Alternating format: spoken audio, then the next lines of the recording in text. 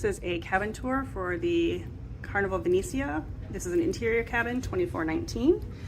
This has the door key where you simply press and it will open.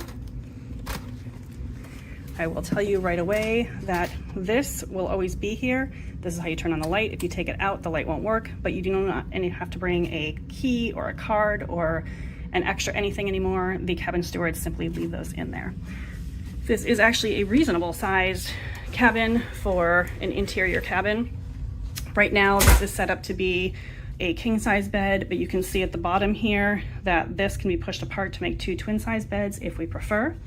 There is on one side of the bed the nightstand that will have the USB for charging, and the other side also has a nightstand that has additional storage in here. However, it does not have the USB on that side. But I will note that right here is a light switch so that you can turn off the overhead light without having to get out of bed. Right here as well, you can see that there are little hanging things, I guess you want to call them, in the exterior or the roof of exterior of the roof ceiling of the cabin. This is the berth that will come down. So if you have 3 people or 4 people in this cabin, those will come down. This is what the room looks like when it is split into twin beds and then when the berths are down. So you can see that there are 2 twin beds that are above here, and then there are ladders as well that allow you to get up and down fairly easily. If you have only one berth, the ladder will be on this side. That's what these hooks are for. And then the other nice thing about this too is that each of the bunk beds has a light up here so that the person who is on the bunk can have a light if they would like to see at night. You do have an area to get ready. That includes a mirror as well as the wastebasket and a stool to sit in. There is a hairdryer, but like every cruise ship that I've ever been on, this is not a hairdryer I want to use. It's pretty weak and it's not really gonna dry a whole lot. So if you want to actually dry your hair, I suggest bringing your own. There is obviously a television, so you've got your remote control for that. And then one of the nice things is that there is the 220 volt power as well as 2 USBs here. There are 2 US plugs, that is 120 volt here, as well as a single 230 volt here. These are great because it gives you European, UK, and US power. And then of course you have your telephone that is right here. If you come over this way, you can see where the television is. There is water here. However, this is charged water. If you are a returning guest and get your free water, make sure you either ask your cabin steward for it or get it from a bar, which I usually find is the easiest way to do it. You do have towels. Right now there are only 2, but there are 4 business cabins, so we're gonna have to get some more added here, but there is some storage space here.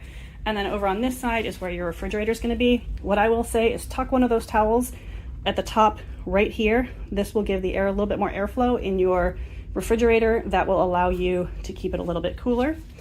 And the refrigerator is not huge, but it's sufficient. It will hold a little bit of extra beverages, which is generally what this is used for. The other note that I will make about the towels is that these are generally what you want to take for when you have excursions, as there are the regular towels up on the Lido deck and on the Serenity deck that you can use. If you take these towels off the ship, you can return them when you get back on the ship, and they will give you dry towels that you can return to your cabin. Make sure you do leave them in cabin so you don't get charged for them, however. Also in your cabin, you are going to have your snoozin' and snoozin' card. Used to be snoozin' and cruisin', but too many people would flip it because people suck. So now it just says snoozin' and snoozin'. If you would like to be having a rest and not be interrupted by your cabin steward, leave that out there. You can also adjust the temperature in your room. It starts all the way cool. It's relatively cool here, but we're gonna have it just a tiny bit warmer. So we're gonna turn it up by pressing that. Easy enough to do. And then there is also a couple of additional hooks over here for storage. However, I still bring my own magnetic hooks because I find that this generally is not enough for what we want to have hanging. For 4 people, this is not a ton of storage. So I will note that there are this many hangers. You can ask your cabin steward for more if you need more. Often they will have extras. And then again, you have your life jackets here. We're gonna end up moving these and putting them elsewhere. Down here is generally where we have our shoe storage.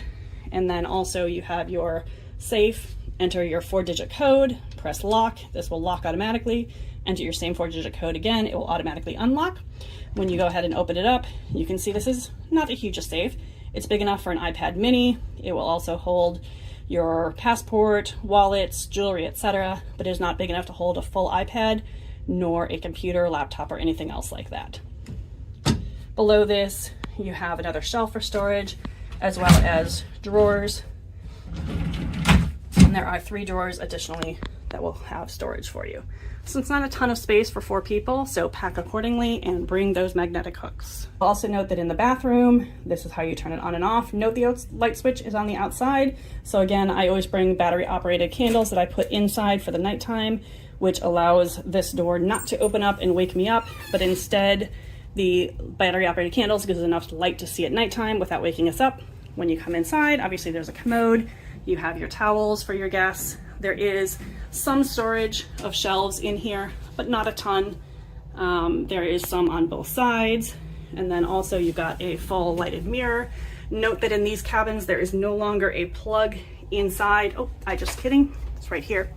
There is a plug, so you can charge your razor and so forth. However, this only works from experience if you have the light turned on. So if you walk away in the middle of the day and have it turned off, it will not function. Then you do have your magnifying mirror for all those things that you don't want to see. And then the shower is glass enclosed, which is kind of nice. You have the opening. And then also inside here is the clothesline. If you want to have this going across to be able to dry things, I prefer to dry things outside. I find they dry better in the main cabin than in the shower. The shower head is removable, which is fantastic. You can adjust the height, adjust where it sits. And then also you're going to turn it on the left-hand side over here, and you're going to change the temperature by pushing in and turning it direction one way or the other.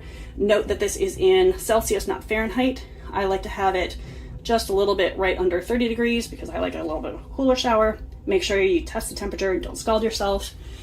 The other thing I will note about the bathroom is that there is shower gel and shampoo only. I don't like it. I think it's terrible. So bring your own conditioner and shampoo if you don't want your hair to feel like straw by the end of the ship. There is a bar to put your washcloth if you prefer. And of course, there is also your towel mat. And the bathroom is not huge, but it's sufficient.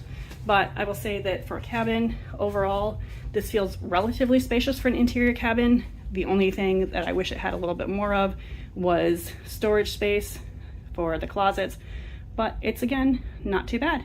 If you have any questions, leave them below.